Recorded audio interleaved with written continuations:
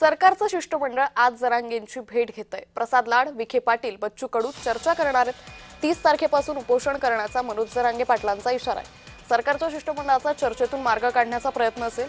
आज दुपारी अंतरवाली सराटीमध्ये चर्चा केली जाणार आहे। काय मार्ग निघणार याकडे सर्वांचंच लक्ष लागलेलं आहे।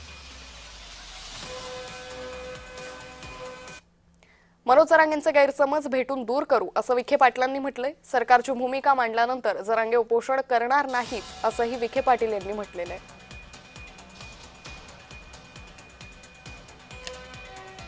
काही उणिवा दिसत आहेत त्यांच्या म्हणण्याप्रमाणे, मान्य जरांगे पाटलांच्या म्हणण्याप्रमाणे, तर जाऊन त्यांच्याशी चर्चा करून म्हणजे त्यांना या सगळ्या उणिवा शासनाने कशा दूर केल्यात, काही गैरसमज असतील त्यांचे, तर ते आपल्याला दूर करता येतील।